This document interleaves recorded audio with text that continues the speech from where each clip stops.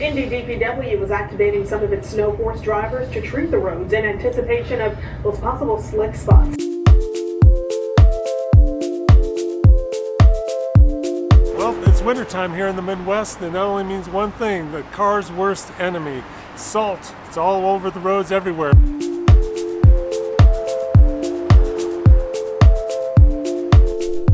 So I want you to check out this road here. This is just one of the main drags going into town, and I'm sure you can tell it almost looks like it's been snowing on it, but that's actually a layer of salt. There's so much salt on it.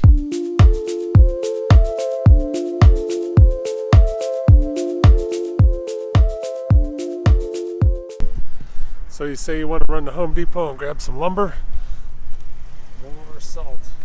And here's another car caked. So if you're going to Walmart, expect to find some salt. So this is exactly what it's doing to vehicles right here. Look at that. Even to stop at Kroger, we got salt everywhere. You don't have to walk far and find a car that's been damaged by it. Even filling up for gas, getting some salt. Yeah, so this car behind me, we actually bought for driving in salt. My brother-in-law actually makes fun of me for it because he says, "Why aren't you driving all those Jeeps in the wintertime?" And to some degree he's right, but the reason we don't drive them in the wintertime is the salt.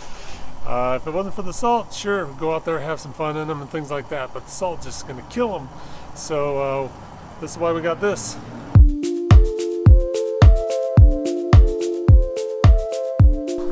Okay, I'm just making a quick stop here to show you this.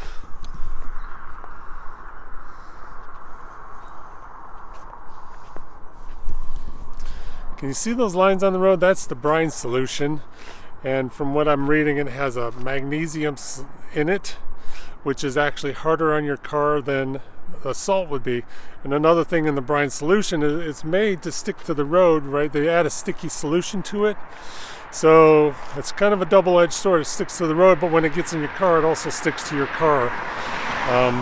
So it's actually worse for you than what a salt would be. One time when I was working in the telephone repair business, I was at a farm, and the phone line went between the road and the house. It went through a pasture, and my truck was parked in that pasture. And again, it was in the wintertime. So as I was working on that phone line, I turn around, and next thing I know, there's a bunch of cows around my truck licking it, trying to lick the salt off of it. So I guess there is one benefit to having salt on the roads if you're taking your truck through a pasture of cows.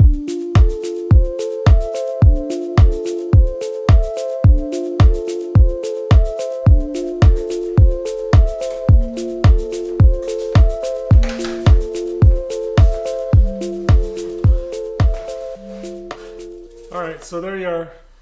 You've seen the salt levels here. It's just crazy. And like I said, we haven't even had any snow. We had a little dusting about a week ago. Prior to that, it's back in October, I think, when we had the last snow. So I don't know what's going on. If there's an abundance of salt, people are getting paid by the pound of salt they lay down or what.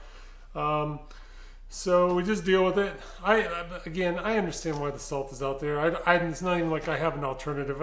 I just... something that bothers me, and thought I would make a video about it. And especially when my brother-in-law was teasing me about having the Jeeps, but driving the Traverse in the snow. And again, it's not about the snow, it's about the salt. But anyways, he likes harassing me, so it goes both ways. So just real quick, I'll show you the rust we're dealing with on the Cherokee. So this was on here when we bought it. This little bit of rust here. And the further underneath you go, the more rust there is. Unfortunately, that's part of the deal again of living in the Midwest. So we just have to make the best of it.